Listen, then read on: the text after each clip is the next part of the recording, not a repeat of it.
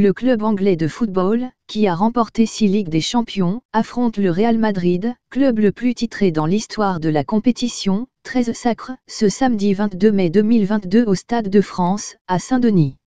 Une affiche de rêve entre deux des plus grands clubs du monde, dont l'histoire est intimement liée à la coupe aux grandes oreilles.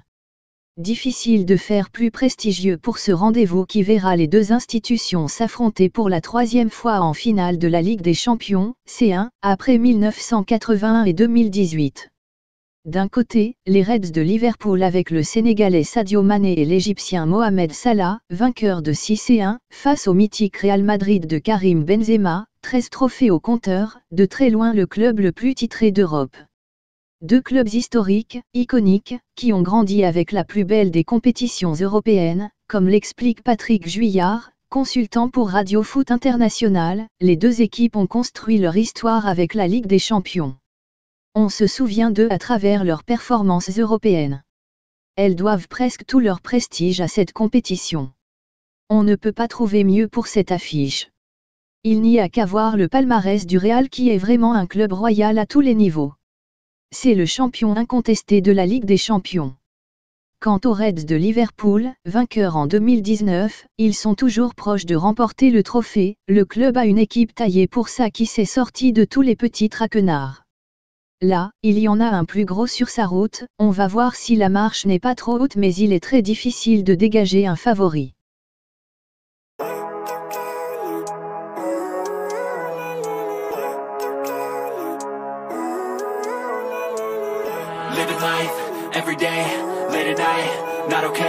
Les Madrilènes connaissent par cœur la façon d'aborder ce genre d'événement. On l'a compris, ils ont déjà remporté 13 fois le trophée, soit plus du double que n'importe quel autre club européen. 8 joueurs de l'effectif, dont le capitaine Karim Benzema, vont disputer leur 5e finale de Ligue des Champions. Le club en a donc vu d'autres mais ça n'empêche pas Carlo Ancelotti, l'entraîneur, de vouer une grande admiration à Liverpool. C'est un club que je respecte beaucoup parce que l'une des choses que je préfère dans mon métier, c'est de voir que des stades peuvent pousser derrière leurs équipes. C'est le cas, chez nous au Santiago Bernabéu, mais aussi à Anfield où le public soutient ardemment ses joueurs, c'est magnifique. C'est spécial de jouer cette finale contre les Reds. And I pray, all I need are some better days. Fuck me, I'm looking in the mirror, so foggy, but I've never seen clearer. I don't really think anyone can save me, and honestly I'm not really sure I want saving. I like to be my own world. Les Anglais ont eux, déjà remporté la Coupe d'Angleterre et la League Cup, 2 trophées nationaux, avant de perdre leur bras de fer avec Manchester City pour le gain du championnat, Premier League. Il a manqué un point aux hommes de Jürgen Klopp pour être sacrés. Ils tenteront de se consoler avec une nouvelle ligne à leur palmarès, la plus prestigieuse. Histoire aussi de prendre leur revanche sur la finale de 2018 remportée par le Real, au Stade Olympique de Kiev. Les Reds avaient cédé 3-1 après avoir prématurément perdu leur star Mohamed Salah, blessé au bout d'une demi-heure de jeu. Son équipe ne s'en était pas remise et l'Égyptien n'a visiblement pas digéré cet épisode. C'était le pire moment de ma carrière, j'étais vraiment déprimé à ce moment-là. J'avais pourtant fait une bonne saison, c'est la pire chose qui puisse arriver à un joueur. Comme footballeur, je n'avais jamais ressenti ce genre de sensation auparavant.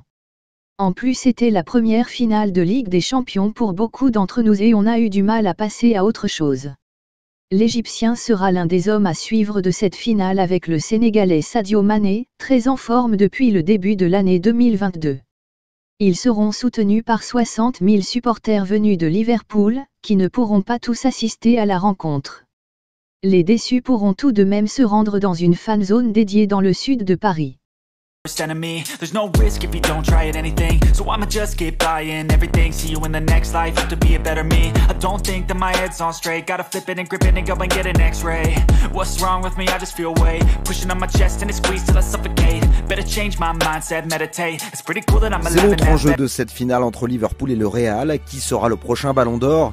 Le Français Karim Benzema, le feu follet de Liverpool Sadio Mané. De par leur palmarès et leurs statistiques, les deux hommes semblent les mieux placés, même si le Sénégalais préfère ne pas encore y penser. Comme je le dis depuis le début, mon objectif c'est surtout de remporter des trophées avec les gars de Liverpool. On verra ce qui va se passer. Mais évidemment que je serai le plus heureux si je gagne la Ligue des Champions et le Ballon d'Or. Insatiable, Sadio Mané, également vainqueur de la CAN avec le Sénégal. Karim Benzema, lui, est déjà champion d'Espagne, mais il réalise surtout la meilleure saison de sa carrière. Un chiffre, 15 buts en Ligue des Champions, ce qui en fait l'attaquant le plus prolifique de la compétition. Marquer et offrir un nouveau trophée au Real ferait sans doute définitivement la différence, même si certains estiment qu'un troisième homme pourrait se mêler à la lutte, à l'image de Patrick Juillard, consultant pour Radio Foot International. Il faut pas tout à fait oublier Mohamed Salah. Alors Sadio Mané a un meilleur palmarès sur l'année et termine mieux la saison, mais Salah l'avait très bien commencé. Ça fait longtemps qu'il est nommé, qu'il y a des gens qui sont habitués à donner leur suffrage à Mohamed Salah. Ça sera donc un match à 3 pour le prochain Ballon d'Or. Ce soir au Stade de France, Salah, Mané et Benzema ont une dernière opportunité pour convaincre.